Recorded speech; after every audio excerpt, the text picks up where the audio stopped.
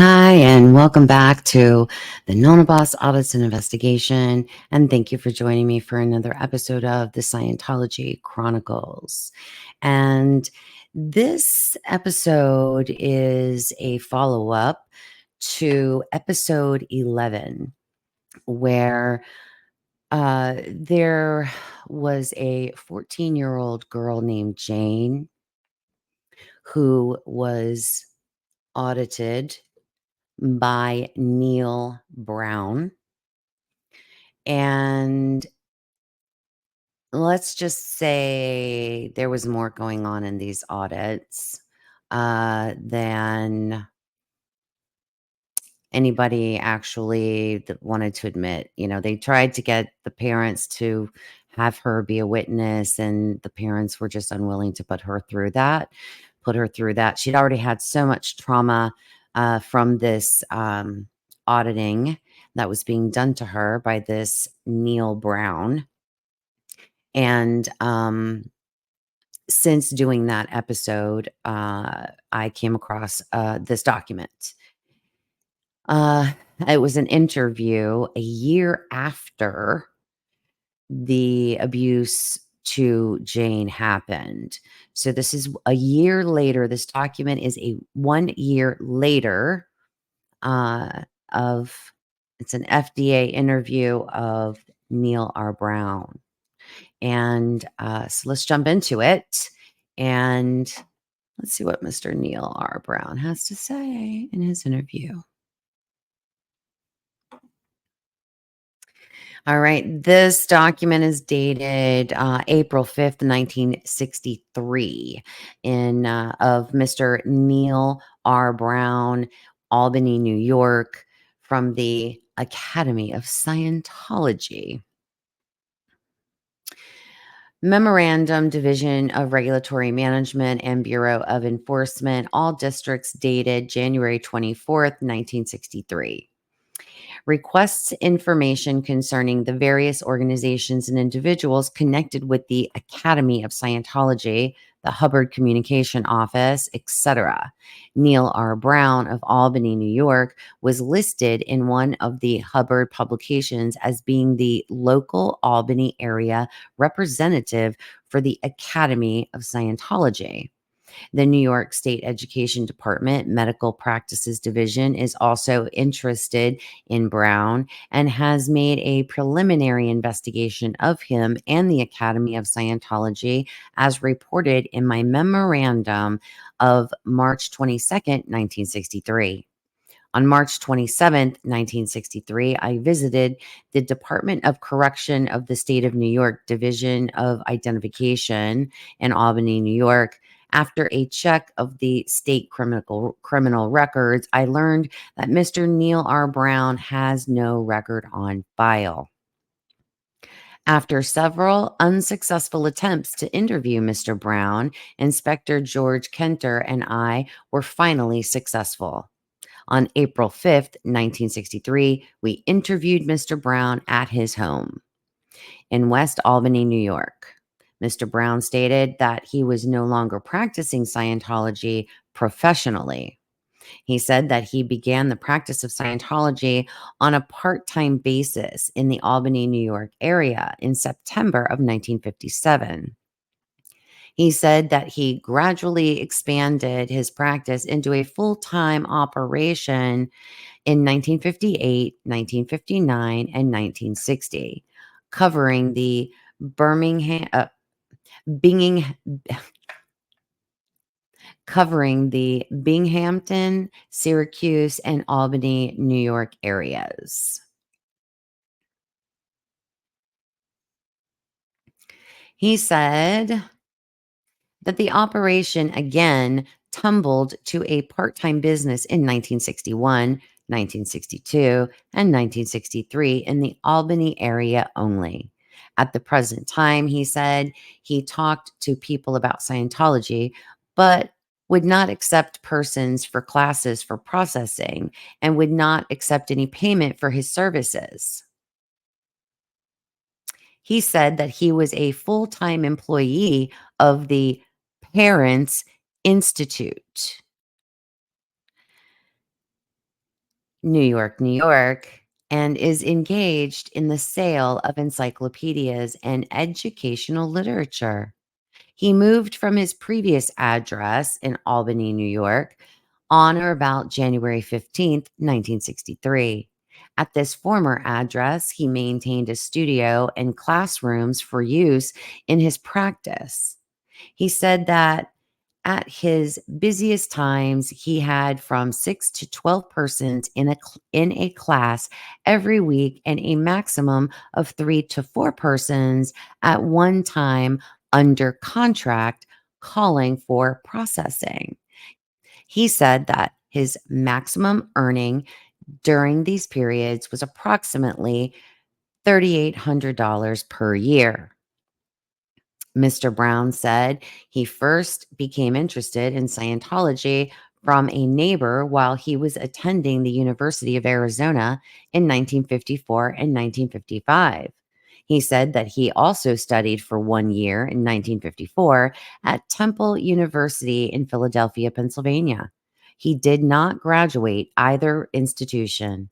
He said that he moved to Washington, D.C. in 1955 and enrolled in an 8-month full time course at the Hubbard Academy in Washington, D.C., from which he graduated in June of 1956.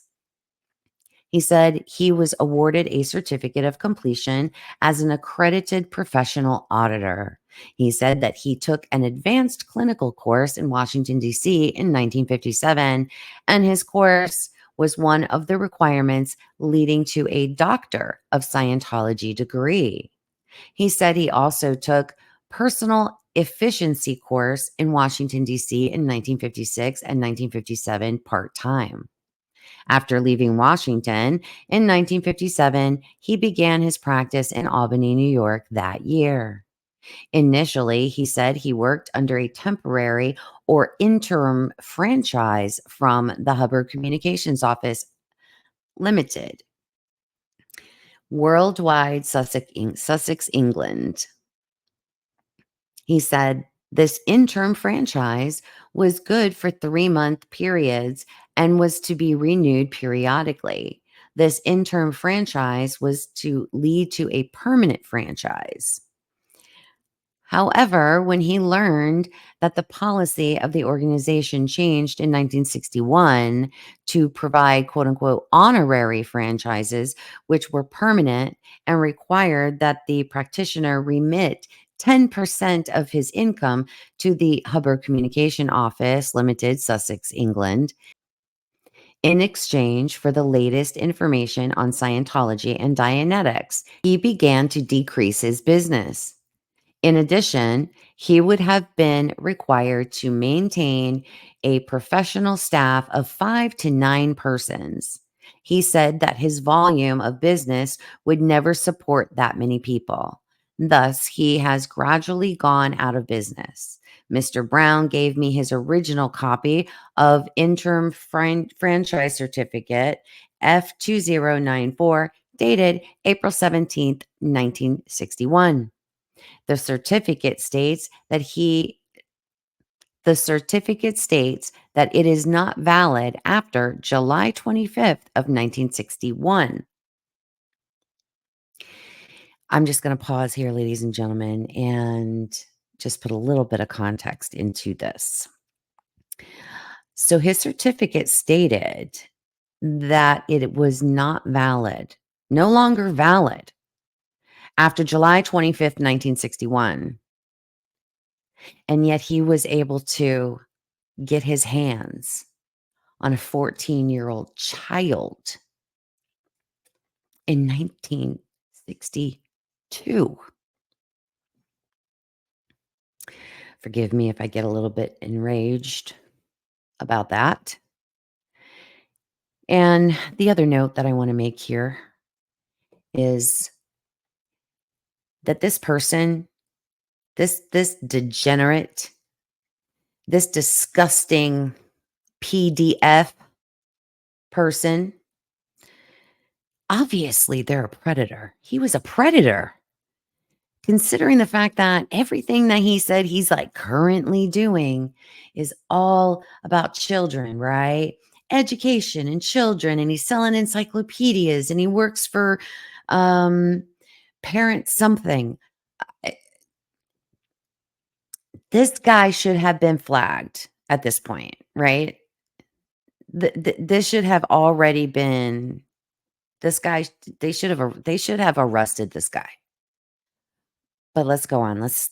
I'm sorry. I just got a little enraged because it's very frustrating to me.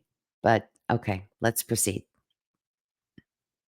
Mr. Brown said that he never signed a permanent agreement with the Hubbard Communications Office and never held a permanent or honorary franchise.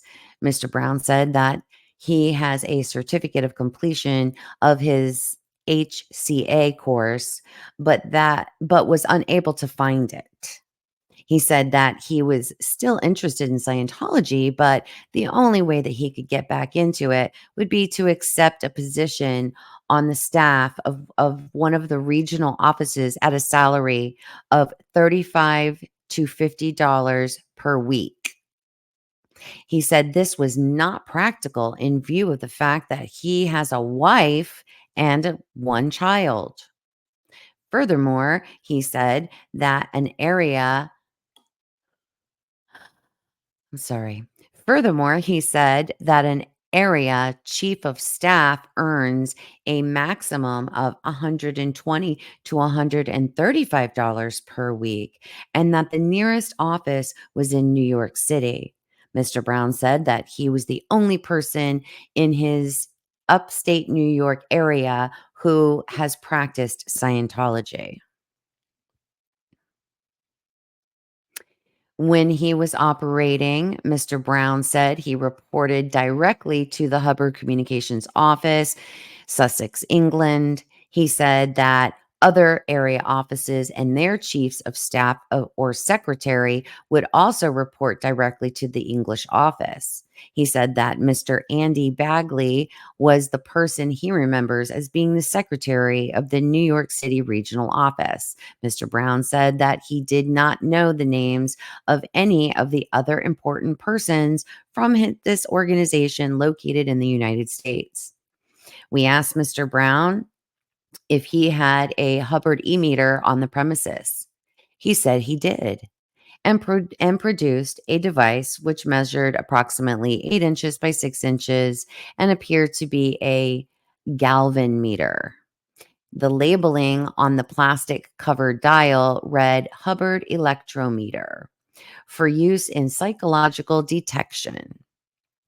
A number stamped on the back read 00144. He said this meter had been used when he said that this meter had been used when he was practicing in one of his two types of processing. I'm sorry, I got to stop right there. In one of his two types of processing? There's only one type of processing. We know that. Okay, let's move on. Interesting. I'm sorry, it was just an interesting detail, but let's move on. Generally, he said, the meter was used in the thinkingness or directed for the processing. He said he also used another type of processing without the meter, which he termed as general awareness and physical control processing. Okay, guys, I'm sorry. Sorry, I keep stopping here, but now we all know, I have to just interject again here because we all know auditing is auditing, right? To my knowledge, there was never a term called general awareness and physical control processing.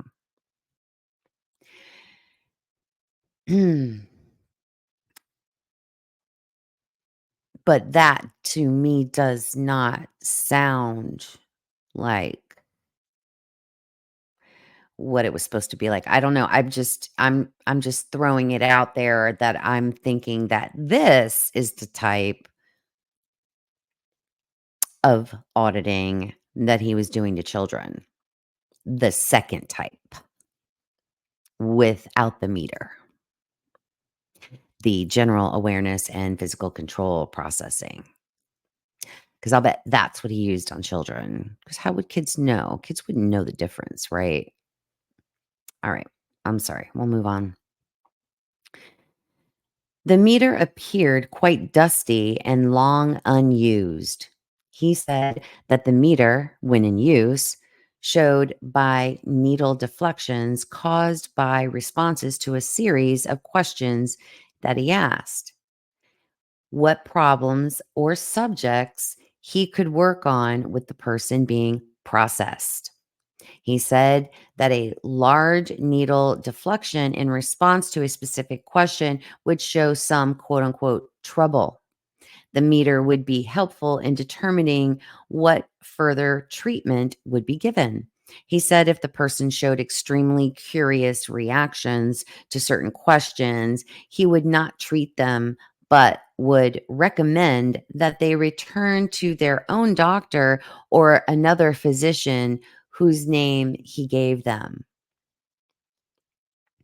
All right, guys, I'm stopping here again. I'm so sorry. My apologies, but I'm beginning to think here, and I haven't gotten to the rest of this document, but I'm beginning to think here that Neil R. Brown saw the grift of Hubbard, tried to use the grift of Hubbard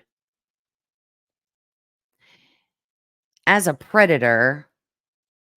But when he found out he had to start giving 10% of his earnings up lines directly to Hubbard, all of a sudden, who's going to pay that? And he couldn't afford to do it. But I'm sorry, this is the worst grifter I've heard yet, that we have heard yet. Everybody else seems to kind of, well, other than Dolores Stokes, that's another thing. But so far, this guy did his own it sounds to me like he was doing his own take on it so that he could have access to children and be a predator and prey on children.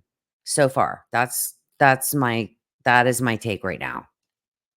All right, let's keep going. Sorry.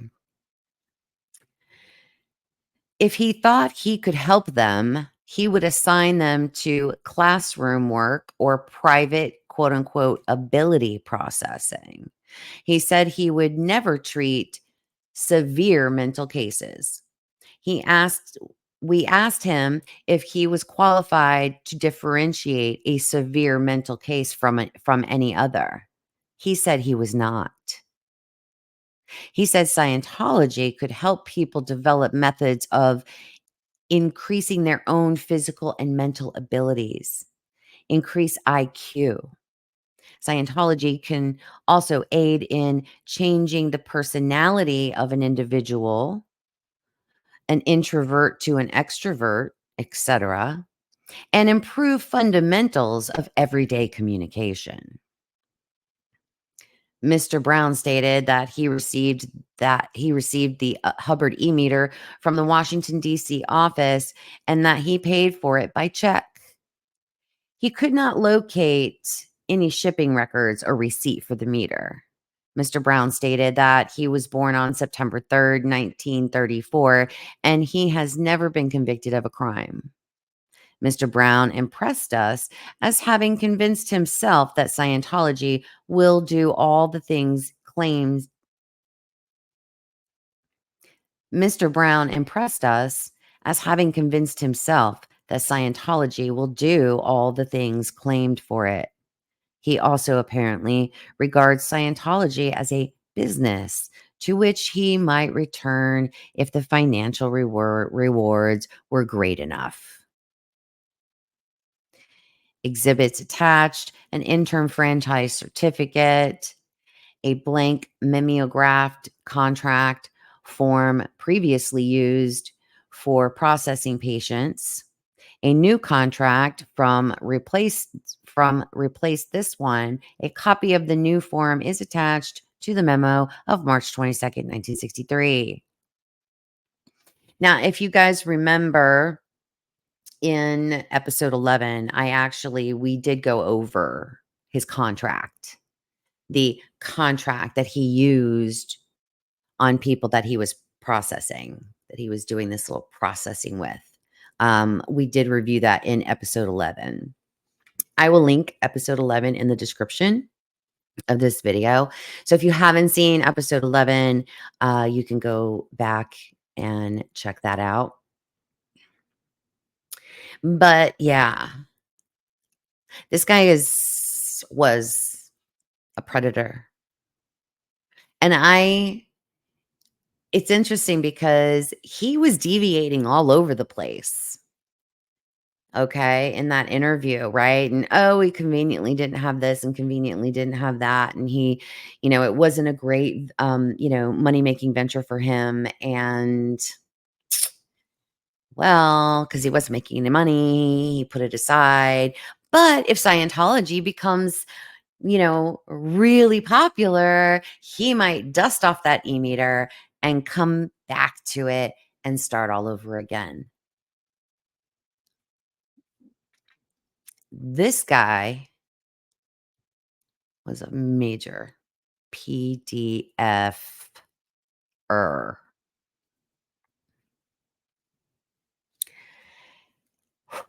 I'm sorry. I just get heated when we talk about these things.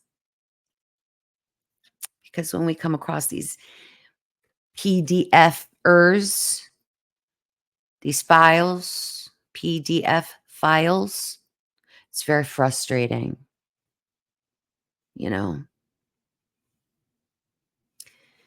Kids can't consent. No more kids in Scientology. And the FDA, you dropped the ball. You dropped the ball. This guy should have been arrested. Then he would have had a criminal record for what he did to Jane. 14-year-old Jane. A year before this interview happened. After his certificate had expired.